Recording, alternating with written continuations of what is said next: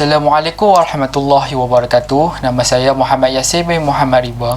Saya akan sambung ke tajuk seterusnya, iaitu Rancangan Pembangunan 5 Tahun.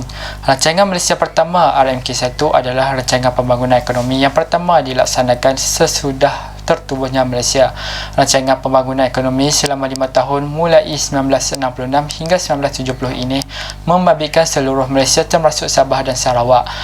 Objektif RMK1 ialah pembangunan negara secara menyeluruh, meliputi semua bidang ekonomi dan meningkatkan taraf hidup kawasan luar bandar, terutamanya di kalangan mereka yang berpendapatan rendah.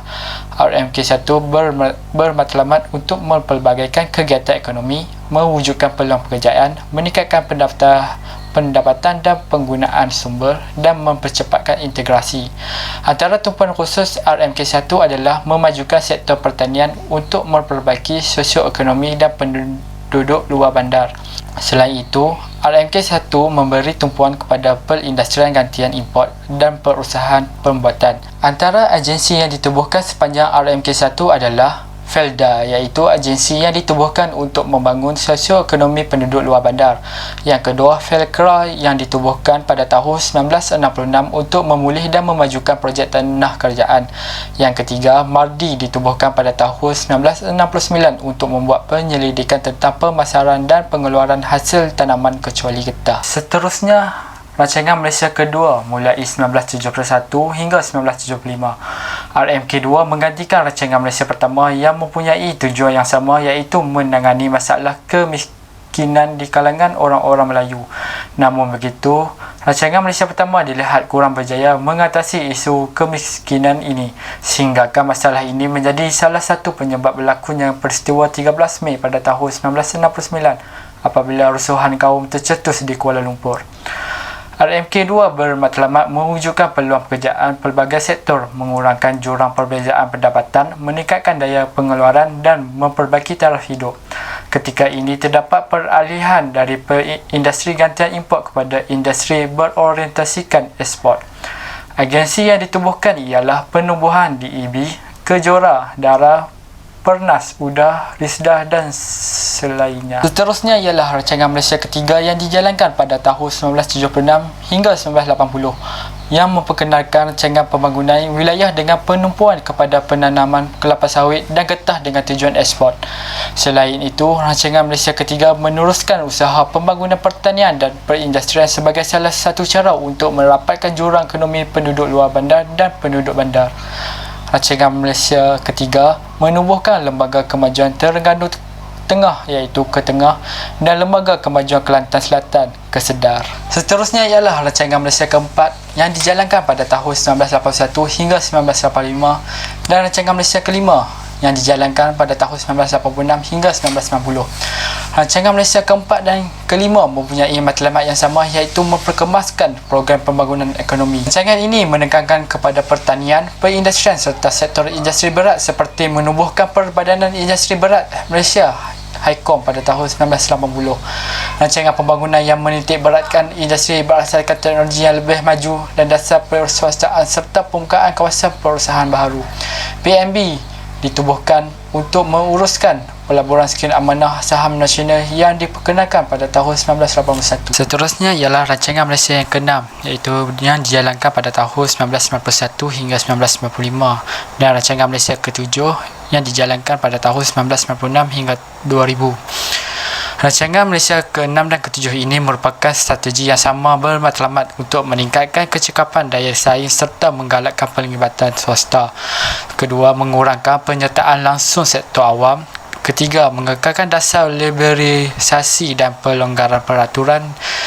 Dan keempat, menggalakkan perindustrian menggunakan teknologi canggih. Dan yang terakhir, mengunggulkan pasaran kewangan dan modal. Rancangan ini telah diperkenalkan Dasar Pembangunan Nasional lanjutan kepada DEB. Okey, seterusnya ialah Rancangan Malaysia ke-8 yang dijalankan pada tahun 2001 hingga tahun 2005 dan Rancangan Malaysia ke-9 yang dijalankan pada tahun 2006 hingga 2010. Strategi utama ialah menguruskan ekonomi makro yang mantap dan meningkatkan daya saing dan daya tahan ekonomi. Selain itu, meluaskan penggunaan ICT dan memupuk dan menyemai nilai positif dan nilai murni. Seterusnya, meningkatkan daya pengeluaran dan tahap pengetahuan yang tinggi dan membangun sumber manusia berkemahiran dan berpengetahuan, dan menekankan pembangunan ekonomi sosial, modal insan dan projek-projek pertanian. Dan yang terakhir, pengenalan dasar wawasan negara. Seterusnya ialah rancangan Malaysia ke-10 yang dijalankan pada 2011 hingga 2015. Rancangan ini bertemakan rancangan kemakmuran ekonomi dan keadilan sosial. Rancangan Malaysia ke-10 memperuntukkan sejumlah RM290 bilion yang dibahagikan sektor ekonomi, sektor sosial dan sektor keselamatan dan pentadbiran am. Rancangan Malaysia ke-10 meneruskan kesinambungan agenda nasional ke arah merealisasikan Wawasan 2020 menjadi sebuah negara maju dan berpendapatan tinggi. Seterusnya ialah dasar ekonomi baru DEB yang telah digubal selepas peristiwa 13 Mei 1996. Objektifnya ialah untuk membasmi kemiskinan rakyat dan menyusun semula masyarakat tanpa mengira kaum. Strategi utama DEB ialah memperbaiki kehidupan rakyat di luar bandar dan menambah peluang pekerjaan. Selain itu, menambah daya pengeluaran dan mewujudkan masyarakat perdagangan dan perindustri. Dan yang terakhir, menubuhkan agensi awan sebagai agensi pelaksana. Seterusnya ialah dasar pembangunan nasional. Yang dasar ini telah digubal pada 17 Jun 1991 dan rangka rancangan jangka panjang kedua RRJP 2 telah digubal. Objektif utama rancangan ini ialah mencapai perpaduan negara bagi mengekalkan lagi pembangunan ekonomi dan memastikan Malaysia mampu mencapai status negara maju dalam semua segi. Seterusnya ialah strategi pelaksanaan dasar ini ialah mewujudkan keseimbangan yang optimum di antara matlamat pertumbuhan ekonomi dengan pengagihan yang saksama.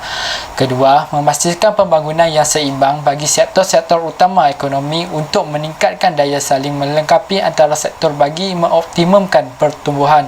Dan yang terakhir, mengurangkan dan akhirnya menghapuskan ketidaksamaan sosial dan ekonomi negara untuk menggalakkan perkongsian secara lebih adil dan saksama. Dan yang terakhir ialah fakta tentang DWN. DWN diperkenalkan pada 2001 bagi mengganti DPN. Tujuannya ialah untuk membina bangsa yang berdaya tahan dengan memupuk perpaduan patriotik, kematangan politik, bertolak ansur dan penyayang serta meningkatkan kualiti hidup dan keutuhan ekonomi. Selain itu, untuk pembasmian kemiskinan dan pengurangan ketidakseimbangan etnik dan wilayah. Seterusnya ialah mengekalkan pertumbuhan ekonomi yang tinggi dengan memperkukuhkan sumber pertumbuhan institusi kewangan dan korporat serta pengurusan ekonomi makro. Seterusnya ialah mempertingkatkan daya saing untuk menghadapi cabaran globalisasi dan liberalisasi. Dan seterusnya ialah membangun ekonomi. Selain itu, mengukuhkan pembangunan sumber manusia untuk menghasilkan tenaga kerja yang cekap, produktif dan berpengetahuan am dan meneruskan pembangunan alam sekitar yang mampan untuk meneguhkan pertumbuhan jangka panjang. Seterusnya ialah dasar perswastaan. Dasar perswastaan ialah pemindahan aktiviti atau fungsi sektor awam kepada sektor swasta. Kerajaan menyediakan dana pembiayaan untuk pihak swasta melaksanakan dan menyiapkan projek tersebut. Kerajaan Malaysia di bawah pimpinan Perdana Menteri keempat iaitu Tun Dr. Mahathir Mohamad telah mengumumkan hasrat untuk memulakan dasar perswastaan pada tahun 1983. Pada dasarnya, perswastaan melibatkan peralihan beberapa kepentingan atau pelaburan kerajaan yang tertentu kepada sektor swasta. Perswastaan ialah sektor yang bertentangan dengan pemilik negaraan, nationalisation, iaitu satu proses yang menambahkan pemilikan dan penguasaan kerajaan dalam ekonomi.